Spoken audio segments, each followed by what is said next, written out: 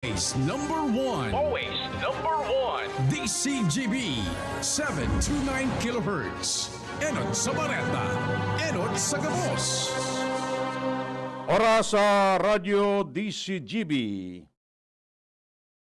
12 minutos pasado alas 5.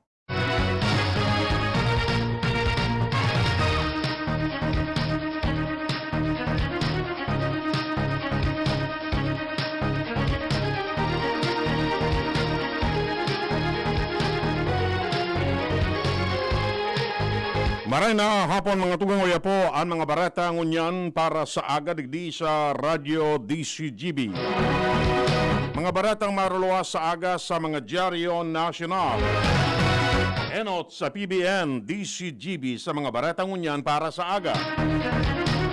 Inutuntan barata ali dyan sa luwas. Si Jimmy Nasalita. Jim Kamen. Pupuna na kan DPWH digdi sa 3rd District an pagdemolish kan mga boundary markers structures kung saan party kan road widening an mga boundary markers maski ginastusan ini kan na mga inot na mga taon kan lambang lokal na gobyerno sa pagburugta kini bilang mga linderos alagad mo niyan na may ongoing na proyektong road widening spon sa Pulangi Antos Banuan kan Ginubatan gabos ini gagarabaon pasado kay Sir J Acuña in charge sa monitoring sa mga proyektos sa Maharlika Highway kasubago an ininot ninda iyo an boundary marker sa linderos kan Pulangi Sinuwas pinagpuna na ini na demolition mantang masunod na ang mga structure sa linderos kan Ligao Ginubatan asin Ginubatan Kamalig. Sinabi ni Sir J. Acuña, so boundary marker sa Pulangi dahil natapos ngunya na pagkalda o tupagon dahilan sa matagasununon, sulaminting solidong buhos kung kaya sa aga liwat ining babalikan sagkod na matumba asin mapara na nasabling boundary structure sa ngunyan digdi sa 3rd District puga-puga road widening digdi sa Maharlika Highway kung Ginubatan dire-diretso yan sa Linderos man kan Pulangi Bato, Camarinesor. Jimmy Nasalita, DCGB News.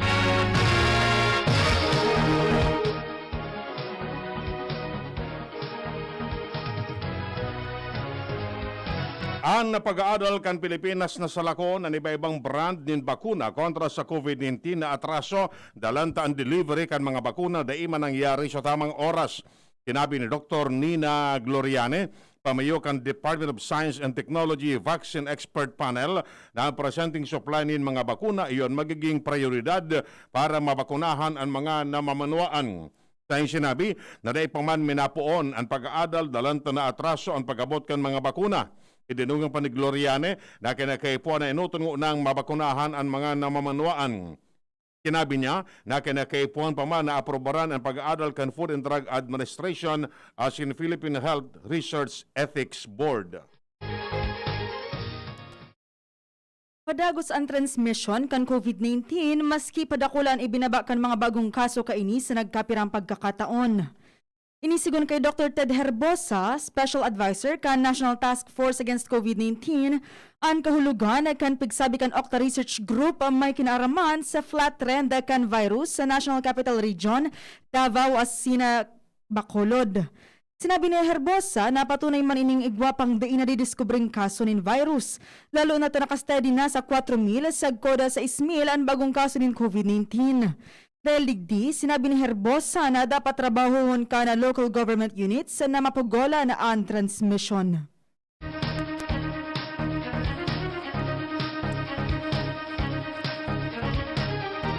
Mientras tanto, nangako si PNP Chief Guillermo Eliazar na ipapasunod kan Philippine National Police ang maximum tolerance sa implementasyon kan bagong regulasyon kan Interagency Task Force for the Management of Emerging Infectious Disease.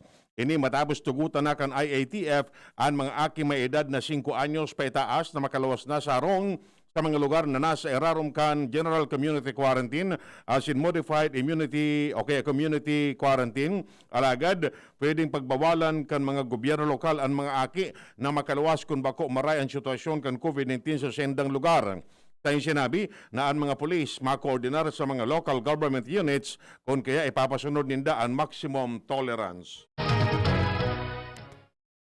Tinauwanan nin deadline kan Department of Information and Communications Technology o DICT ang mga local government units o LGUs para rikasanan pag-encode kan mga fully vaccinated individuals sa database system kan gobyerno.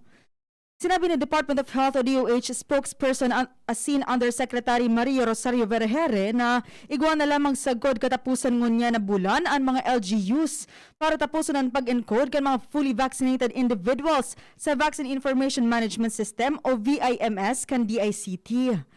Ang nasabing central database ang gagamiton para sa verifikasyon kan status kan mga individual na nabakunahan na kontra COVID-19 sa nasyon.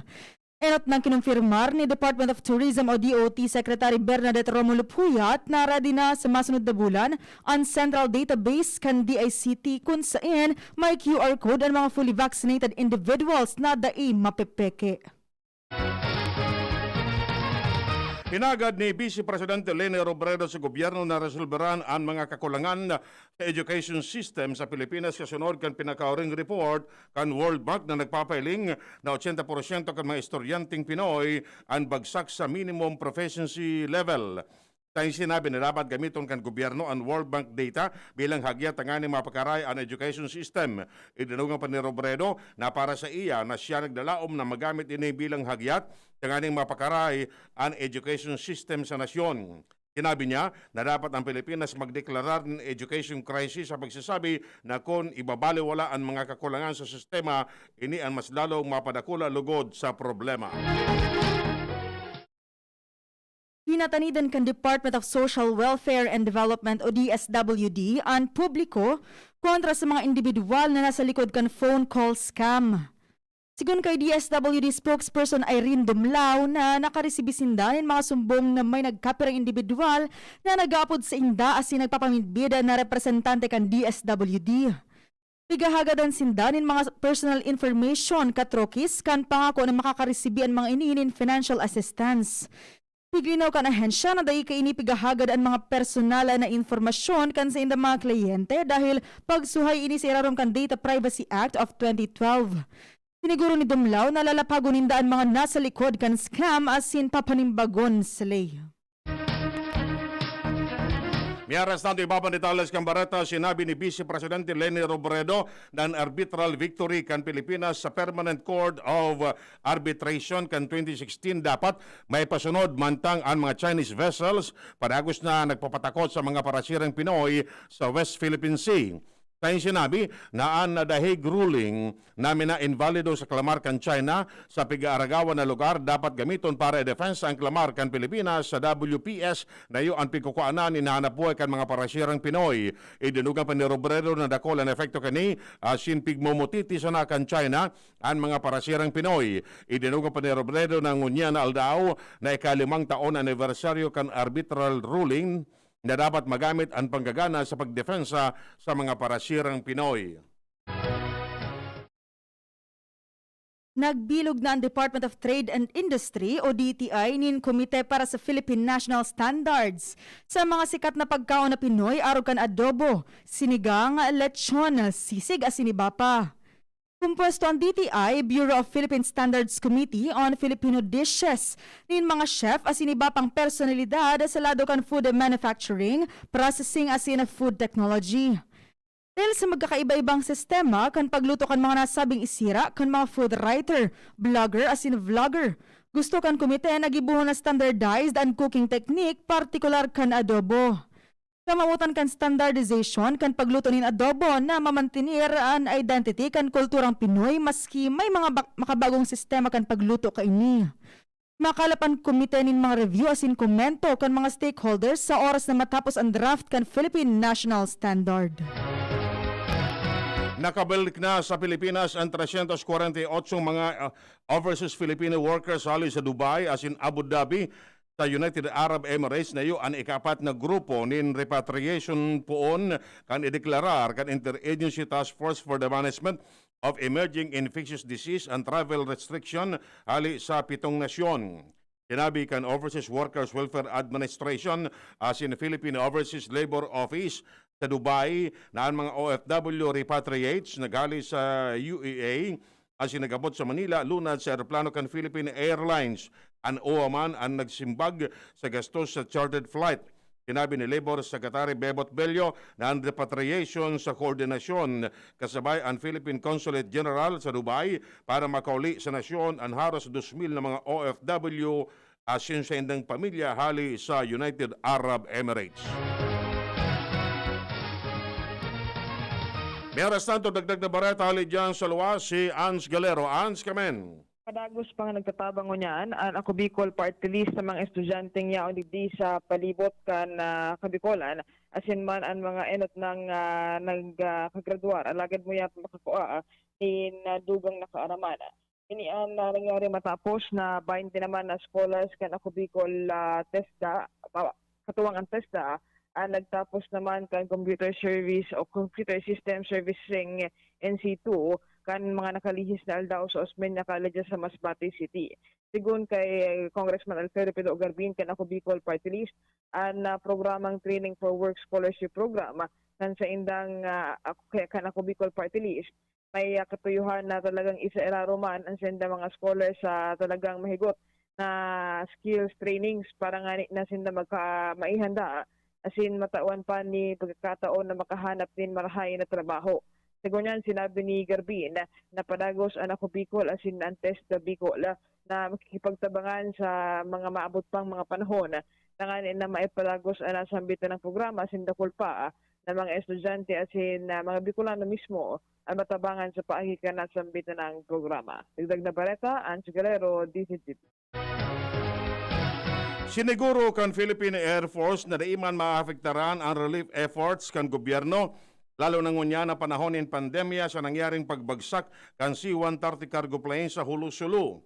Sinabi ni Air Force spokesman Lieutenant Colonel Maynard Mariano na igwapa masindang eroplano asin helicopter tanganing makasimbag sa relief operation kan gobyerno. Idinugang pa man niya na importante nin marahay sa inda ang C-130 plane tanganing mas dakol ang kargamento alagad igwa pa man nin mga mahatod din bakuna asin medical equipment sa mga harayong lugar. Higlinaw kan Department of Trade and Industry o DTI na para sa international promotion ang propostong bill na gibo na standardized ang adobo asin iba pang lutong Filipino. Sigun sa DTI, kamamutan ka na sabing bill na makabilog ng traditional na recipe na ipapamigbid sa ibang nasyon. Tinawanin doon ka na hensya na dakol na klase ng lutong adobo depende sa rehiyon asin sulamenteng ang ipopromote sa ibang nasyon iyo ang standardized na putahe. Kan Mayo, pinuuna na i-develop kan DTI a Bureau of Philippine Standards Technical Committee ang Philippine National Standard para sa adobo. Enot ng binatiko sa social media ang hirit na magkaigwan ng national standard para sa adobo asin na kinestyon kung ini ang prioridad kan gobyerno sa taho kan COVID-19 pandemic. May arestado tanawan indo ni Chief Presidential Legal Counsel Salvador Panelo na ang pagkandidato ni Presidente Rodrigo Duterte bilang Vice Presidente sa masunod na eleksyon legal asin para sa proteksyon kan mga namamanuan. Sa sinabi na daiman nin pagbabawal kay Duterte na magkandidato sa arinman na ilihidong posisyon asin daing legal justification para ulangon ini na magkandidato para Vice Presidente. Idinungan pa ni Panelo na daiman nin ambisyon si Duterte sa poder o kapangyarihan. Pinahimutikan man niya na ang pagkandidato ni Duterte sa 2022 election may kamauotan na mapugulan ang investigasyon kan International Criminal Court sa war on drugs sa nasyon. Nakaka-upgrade pa sana kan safety training programs ang Philippine Air Force.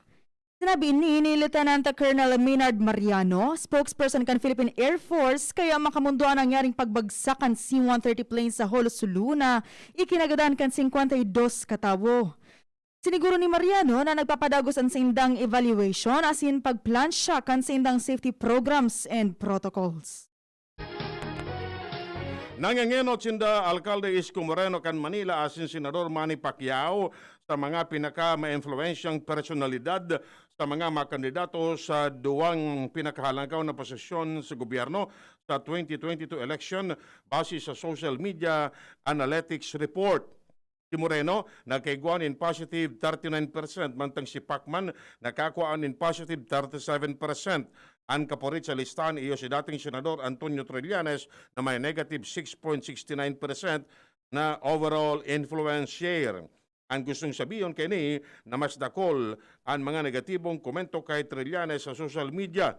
Positibo man sa influence share sinda dating House Speaker Alan Peter Cayetano, dating Senador Bongbong Marcos, Senador Grace Poe, sin Senate President Tito Soto. Sa Alkalde Sara Duterte Carpio can Davao City, iguan in positive 0.5% na influence share. Dalan sa mga negatibong komento kontra digdi, ipinaliwanag kan WR Numero Research na bako man survey ang sendang datos. Katakod kan ikalimang taon na anibersaryo kan Hague ruling ay pinag-insister ni Senator Rizzo Hontiveros sa Department of National Defense o DND na rikasan ang pagbilog anin mga pasilidad sa Kalayaan Island Group sa West Philippine Sea o WPS. Paliwanag ni Hontiveros, pag-ini para maipahiling sa China ang mga tunay na parte kan teritoryo sa West Philippine Sea susugman sa trayumpo sa arbitral ruling. Rekomendasyon man ni Hontiveros sa DND na makipagtabangan sa mga local government unit o LGU asin iba pang mga ehensya arog ang Department of Science and Technology o DOST asin Department of Agriculture o DA para mailansaran aktibidad kan mga sibilyan sa Kalayaan Island Group. Pangapudan ni Hontiveros na dapat pagtrataron ang mga isla sa WPS bilang mga military outposts. Sana kundi bilang mga teritoryong sibilyan dahil sigurado na makikinabang ang mga namamanuwaan sa natural resources kaini. Nagpalagan sa sa mga pinatalsik na dating miyembro kan ruling party PDP Laban sa naging desisyon ni Acting President Manny Pacquiao. Enot kani hinali sa partido sin the Deputy Secretary General Melvin Matibag, Vice Chair Alfonso Cusi as in Membership Committee Head Astra Naik dalan sa pagsasabing pagsuway sa mga probisyones kan Constitution kan partido politikal. Sinabi ni Matibag na dai niya rekonosido ang siring na desisyon sa pagsasabi na dai pa man niya na resibi ang kopya kan pagkakatangka sa iya sa partido. Idinugang pa man niya na ang pagtangka sa enda suway sa endang bylaws.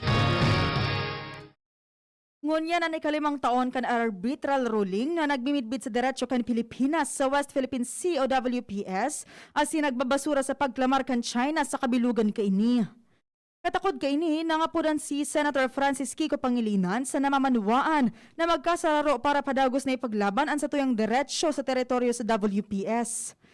Tinawanin doon ni Pangilinan na makakatabang ang WPS sa pagtataon ng solusyon sa problema sa gutom, pagtios asin halangkaw na presyo ng kuryente. Paliwanag ni Pangilinan na makukuhaan ang WPS ng dakol ng marine resources, arugan petrolyo asin gas reserves para masimbagan ang pangangaipos enerhiya asin maiwasan na ang mga brownout. Tinawan pa rin doon ni Pangilinan na mayaman man sa mga sira asin iba pang pagkaon ang WPS na nagtataonin income o kabuhayan sa mga Pilipinong parasira. Bago gamiton ang body-worn camera, sinabi ni PNP Chief Guillermo Eliazar na siya nagbilog na ng Technical Working Group. Tanganing repasuhon ang inaprobaran na regulasyones kan Korte Suprema mananangod sa mandatory use of devices. Paabot na sa 2,696 na pidaso ng body camera ang naitao na sa 171 police station asin opisina durante kan paglansar kan bagong mabakal na body camera. Tayong sinabi na kinakaipuan na pag-adala ni Marhay ang mga giya magkaiguanin information dissemination sa implementasyon kini asin dapat magkaiguanin adjustment. Idinugang pa ni Eliazar na body-worn camera iyo ang ma-professionalize sa pulisya asin mabawasan ang sobrang forsa kan mga uniform personnel. Padagos ang pag-alboroto kan Bulkan Taal matapos makapagrehistro ng 185 na volcanic earthquakes sa nakalihis na 24 oras. Sigun sa FIVOX, naday mapupugolan na pagluwas kan magma gikan sa main crater kan Bulkan Taal an magbubusol digdi sa mas darakula asin makusog pang pagsabog. Padagos man ang pagluwas din sulfur dioxide kan Bulkan Taal na nasa average na 6,421 tones kada aldaw kasuhapon. Uminabot naman sa 1,500 sa metros an aso na ibinuga kan bulkang Taal gikan sa ngimot kaini. Sa Giraray, ipinagiramdam kan FIVOX na magtinir sa alert level 3 ang bulkan Taal. Iyan mga tugang detalles kay mga bareta ngunyan para sa agadigdi sa Radio DCGB. Sa pangarang kan mga pagariba, Yon Napolis asin Manito Tanya sa lado teknikal. Kami po ang nagatod kan bareta. Ako po si Francia May Boras. Ako man po si Edwin Teral na nagsasabing mabalos kan sino pagantaba. Bear Brand Jr. Para sa 1 to 3 years old. May new formula. Available na in 2.4 kilo pack. 860 pesos lang ang suggested retail price. The use of milk supplements must only be upon the advice of a health professional. Ang paggamit ng gatas na ito ay dapat sang-ayon sa payo ng doktor o health professional. Per IACEO 51CA number 071 series of 2020. Kapag rarakit pa pagkatapos ng trabaho, Dapat matibay. kapag walang pahinga,